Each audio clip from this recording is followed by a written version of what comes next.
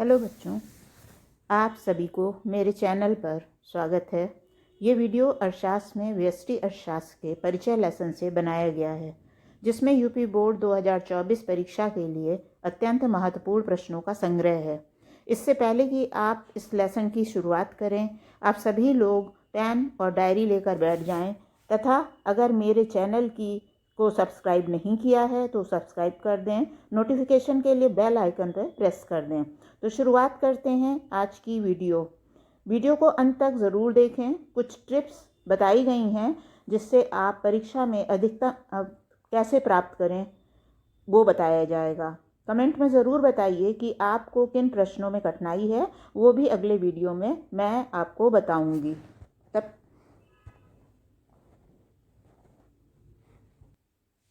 तो बच्चों, हम स्टार्ट करते हैं बहुविकल्पीय प्रश्न से। और अब तक आपने पेन और कॉपी निकाल लिया होगा और अब बहुविकल्पीय प्रश्न स्टार्ट करते हैं। पहला क्वेश्चन है, निम्नलिखित में से कौन सा कथन सत्य है? 4 ऑप्शन दिए हुए हैं। हमारी आवश्यकताएं सदा संसाधनों से अधिक होती हैं। हमारे संसाधन सदा आवश्यकताओं से अधिक होते हैं। गा है, संसाधनों के वैकल्पिक प्रयोग नहीं होते। और घा है, इच्छाओं के वैकल्पिक प्रयोग होते हैं। तो इसका आंसर है का। इसको अपनी कॉपी में नोट कर लीजिए। दूसरा प्रश्न है, उस भौतिक समस्या का नाम बताइए जिसके कारण अर्थशास्त्र अध्ययन की एक विषय सामग्री के रूप में उभरा है। तो इसमें ऑप्शन दिए हैं निर्धनता, बेरोजगारी, दुर्लभता और उपरोक्त सभी। तो इसका आंसर है गा, दुर्लभता। दुर्लभता का मतलब जो चीज़ कठिनाई से मिलती है। तीसरा क्वेश्चन है, निम्नलिखित में से किसे व्यष्टि अर्थशास्त्र के अंतर्गत अध्ययन किया जाएगा? कपड़ा उद्योग, बेरोजगारी, प्राथमिक क्षेत्र या उपरोक्त सभी। तो इसमें जो है पहला ऑप्शन सही है, कपड़ा उद्योग, क्योंकि व्यष्टि अर्थशास्त्र के अंतर्गत एक व्यक्ति, एक उद्योग, हर चीज़ एक होती है। तो कपड़ा उद्योग किसी व्यक्ति का अपना उद्योग हो सकता है। बेरोजगारी बहुत सारी होती है, प्राथमिक क्षेत्र में भी बहुत सारी चीज़ें होती हैं। तो कपड़ा उद्योग जिसमें एक चीज़ का, एक इकाई का अध्ययन किया जाता है। तो इसका आंसर है का। इसके बाद आपका अगला क्वेश्चन है, निम्नलिखित में से किसी समष्टि अर्थशास्त्र के अंतर्गत अध्ययन किया जाएगा?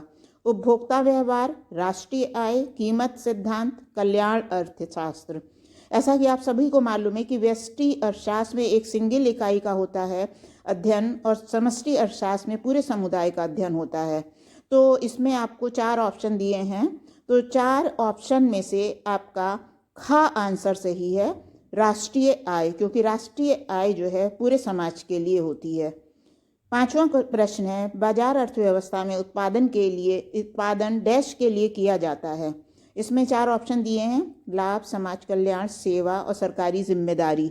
तो इसका आंसर आपका है का, लाभ के लिए।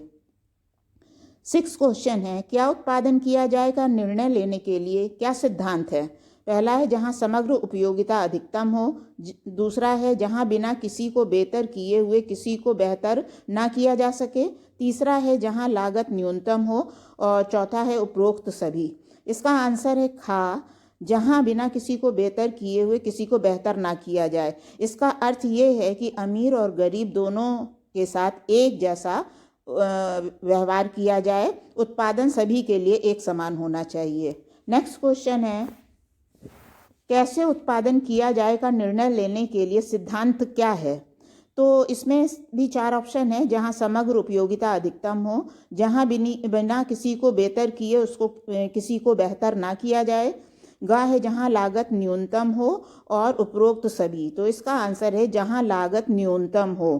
तो उत्पादन करने के लिए ऐसा उत्पादन किया जाए जहां कम पैसा लगाना पड़े। तो इसका ऑप्शन गा सही है। 8वां प्रश्न है, किसके लिए उत्पादन किया जाएगा निर्णय लेने के लिए क्या सिद्धांत है? तो इसमें भी 4 ऑप्शन हैं। और पहला है जहां समग्र उपयोगिता अधिकतम हो। खा, जहां बिना किसी को बदतर मतलब बुरा किए किसी को बेहतर ना किया जा सके। गा, जहां लागत न्यूनतम हो। और घा, उपरोक्त सभी। तो इसमें खा ऑप्शन सही है, जहां किसी को बदतर किए हुए किसी को बेहतर ना किया जा सके। आशा करते हैं कि आप लोग ऑप्शन नोट कर रहे हैं और इन सभी प्रश्नों को आप याद कर लीजिएगा। 9वां है, केंद्रीय योजनाबद्ध अर्थव्यवस्था में केंद्रीय समस्या का समाधान डैश द्वारा किया जाता है। तो इसमें है कीमत तंत्र, सामाजिक तंत्र, गा है सरकार द्वारा नियुक्ति केंद्रीय अधिकारी, और घा है इनमें से कोई नहीं। तो इसका आंसर जो है वो आपका गा है, सरकार द्वारा नियुक्त केंद्रीय अधिकारी।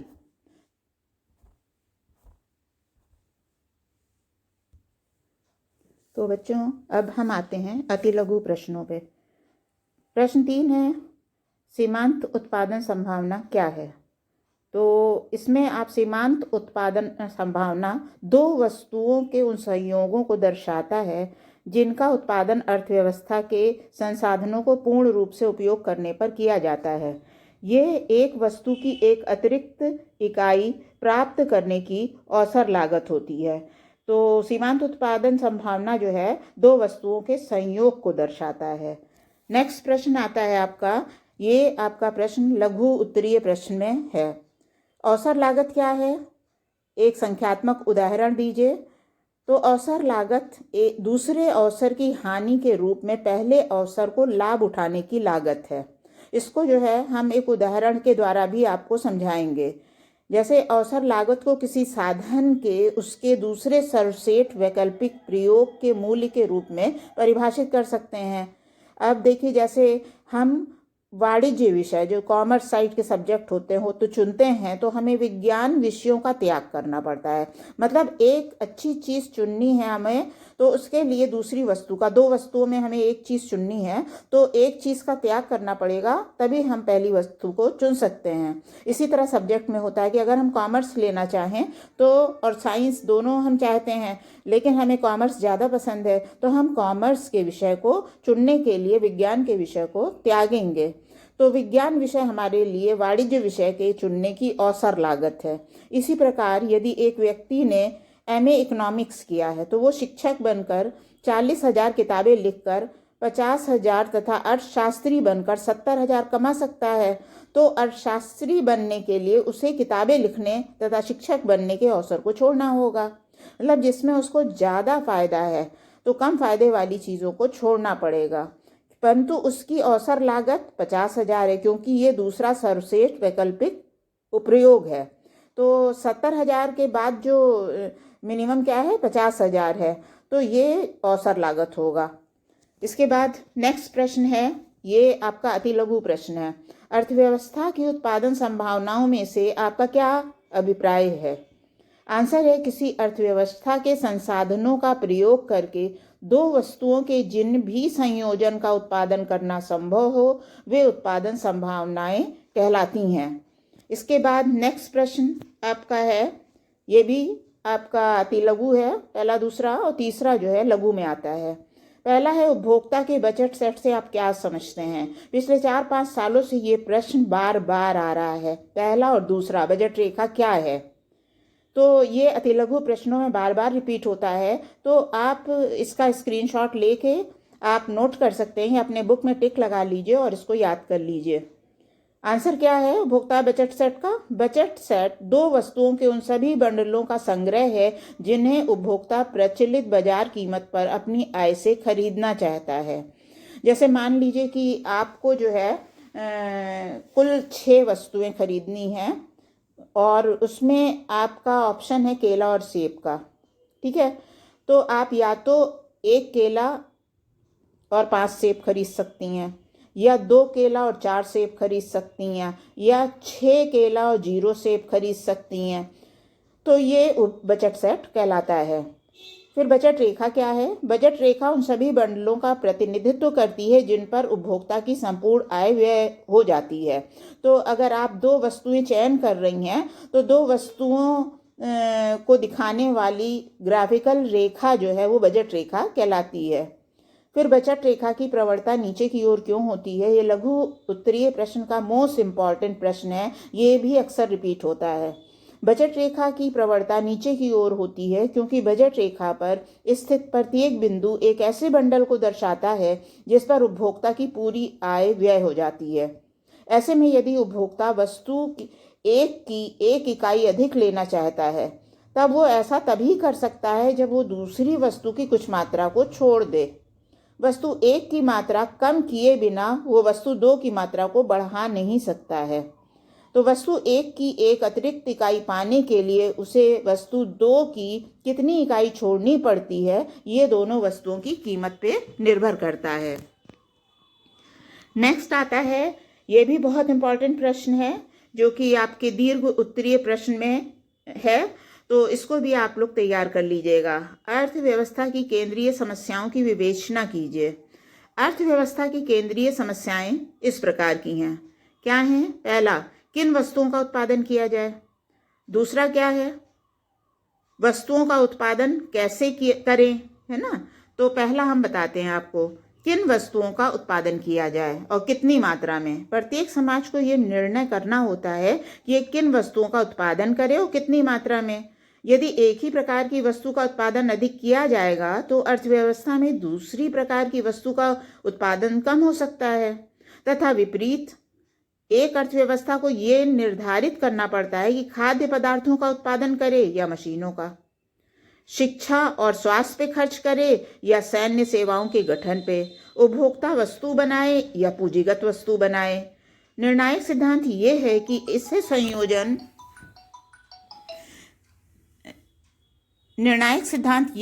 ऐसे संयोजन का उत्पादन करें जिससे कुल समाप्त उपयोगिता अधिकतम हो। फिर है वस्तुओं का उत्पादन कैसे करें। सभी वस्तुओं का उत्पादन कई तकनीकों के द्वारा हो सकता है। किसी वस्तु के उत्पादन में श्रम प्रधान तकनीक का प्रयोग करें या पूंजी प्रधान तकनीक का, ये निर्णय लेना होता है। इसके लिए निर्णायक सिद्धांत ये है कि ऐसी तकनीक का प्रयोग करें जिसका औसत उत्पादन लागत न्यूनतम हो। अब आता है संख्यात्मक प्रश्न। तो संख्यात्मक प्रश्न इसी लेसन से आधारित है और बहुत ही आसान है। इसको आप समझ लीजिए कि एक व्यक्ति एक स्कूल में अध्यापक के रूप में पढ़ा रहा है। उसे पीएचडी करने के लिए 2 साल की छुट्टी लेनी है। उसकी मासिक आय 18,500 थी। पीएचडी की फीस 30,000 थी। तो पीएचडी करने की औसत लागत क्या है? जब वो छुट्टी ले रहा है तो पीएचडी करने की औसत लागत क्या आएगी? तो इसको निकालने के लिए अब हम औसत लागत निकालेंगे। किस तरह निकालेंगे कि उसकी एक माह की तनख्वाह 18,500 है, तो एक साल में 12 महीने होते हैं और 2 साल में 12 दूना 24 होंगे।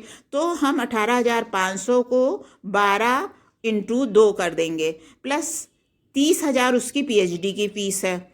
तो जब हम इसको गुणा करेंगे, 18,500 को 24 से गुणा करेंगे और 30,000 जोड़ देंगे तो क्या आएगा? 4,44,000 और 30,000, यानी 47,000, 4,74,000 इसका आंसर होगा। यानी पीएचडी करने की औसत लागत क्या थी? ये आएगा 4,74,000 रुपये। तो बच्चों, वीडियो के अंत में हम आपको कुछ ट्रिक्स बताना चाह रहे थे।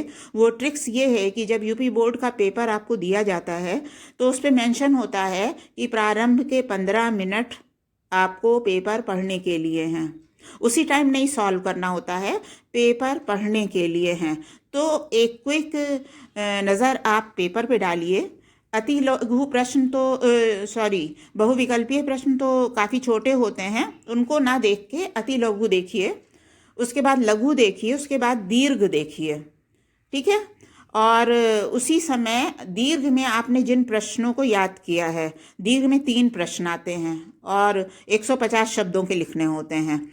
तो मान लीजिए कि आपको जैसे उसमें प्रश्न है आपका 25वां, 26वां और 27वां प्रश्न होता है दीर्घ में। 25वें प्रश्न में 2 ऑप्शन है कि आप ये करेंगी कि या ये करेंगी, तो आपने पहले वाले पे टिक लगा लीजिए अगर आपको आता है, या इसी तरह 26वें में जो आता है उस पर टिक लगा लिया।